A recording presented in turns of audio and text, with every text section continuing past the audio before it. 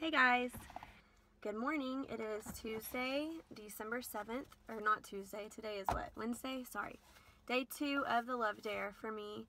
And if you missed my first video, I'm kind of doing this by myself this time, just to kind of take initiative and be the wife that I want to be and that I'm called to be, because lately I haven't been, and my husband and I have been having some issues at home, just with fighting a lot and not being very nice to each other. And so I knew that if I wanted something to change, if it is to be, it's up to me. So I decided that I'm starting the Love Dare over, since we never truly finished it last time, and just seeing what God is going to do in our relationship and our marriage. And so, anyways, I'm going to just move on. I'm sitting up here in the parking lot about to go work out, so I'm going to go ahead and get this going.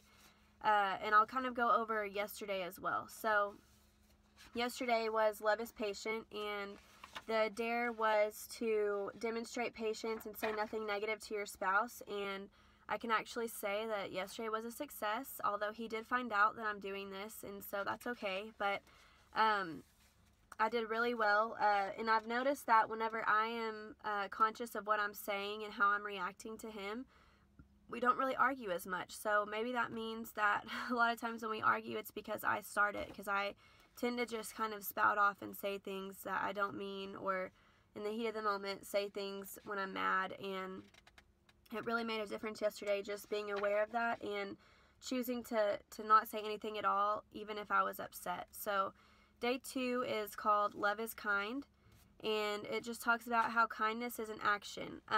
Patience is a reaction to help minimize circumstances, and kindness is more of being proactive.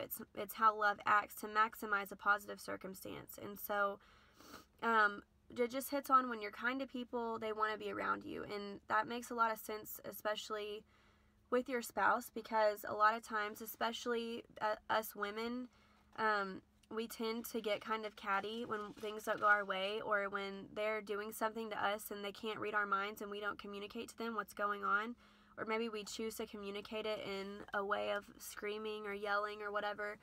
And so today's focus is just on really being kind, and really just choosing to tie in the 4 ingredients of kindness. And those ingredients are initiative, taking initiative to take the first step, to be the bigger person, which can be really hard sometimes. I know for me, sometimes it's super hard to just be the bigger person. And like, for example, starting this by myself, I mean, it took a lot for me to have to humble myself and realize that things weren't going to get better unless I took the first step. So the second ingredient is gentleness, and that means being careful of how you treat your spouse and being mindful of what you're saying and what you're doing. And I mean, especially in marriage, it's so easy to, when you get upset about something, to just say things that are really cruel and that you know are going to hurt the other person. And so, you know, one of the key ingredients to kindness is being gentle and careful of how you're treating your spouse and what you're saying, because words really do hurt, and they do stick to, you know, we can all think of instances in our life when someone has said something hurtful to us, and it could have been when we were 7 years old, and we will never forget it. And so just being aware of that.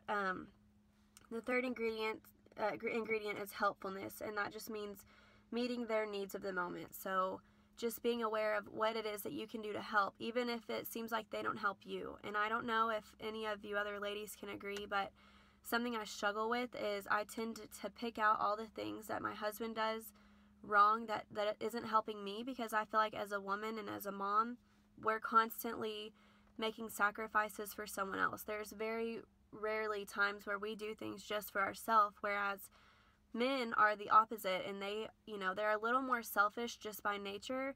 And so it's so easy for me to sit there and say, you're so selfish, you don't do this for me or that for her, for our daughter, when really it just, you know, when really, I mean, you have to take the first step. And even if he's not being helpful or not being mindful of your needs, that means taking initiative and stepping up and doing it anyways. And so the fourth ingredient is willingness, and willingness inspires you to be agreeable. So being willing to agree, and being willing to, you know, just for the sake of an argument, just agree to disagree, or just to maybe choose another time to express how you're feeling when things aren't heated, and having a sit down and expressing yourself in a calm, cool, and collected way.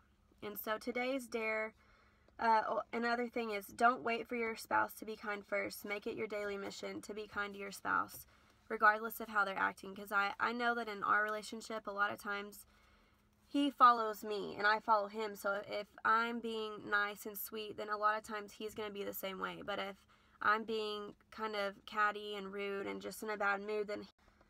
And so the dare today is to do an unexpected gesture as an act of kindness. And so I don't know what that's going to be yet. I'll update you on that tomorrow, but that is today's dare.